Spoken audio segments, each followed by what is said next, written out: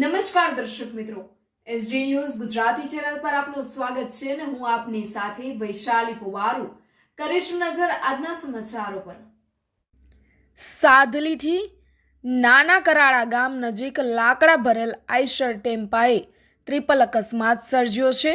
વડોદરાના શિનોર તાલુકાના નાના કરાળા ગામ પાસે તારીખ 1/3/2025ના રોજ બપોરે 2:15 કલાકે ટ્રિપલ અકસ્માત બનવા પામ્યો હતો, જેમાં એક લાકડા ભરેલો આઈસર ટેમ્પો ચાલકે સ્ટીયરિંગ પરનું કાબુ ગુમાવતા અકસ્માત સર્જાયો હોવાનું જાણવા મળ્યું છે।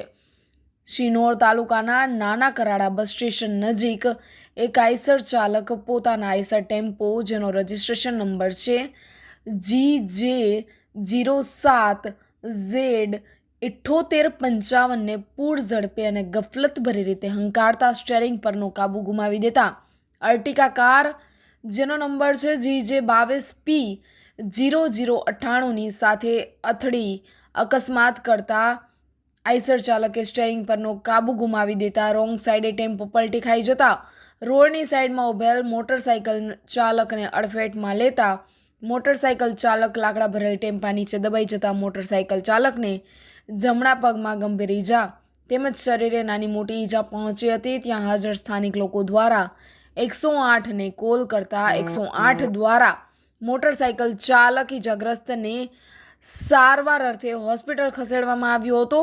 અકસ્માત થતાં અકસ્માત સ્થળે લોકોના ટોળે ઉમટી પડ્યા હતા, જ્યારે ઘટના સ્થળે શિનોર પોલીસ આવીને આગળની કાર્યવાહી હાથ ધરી છે। Reporter Rahul Prajapati, SD news Gujarati, Sadhli.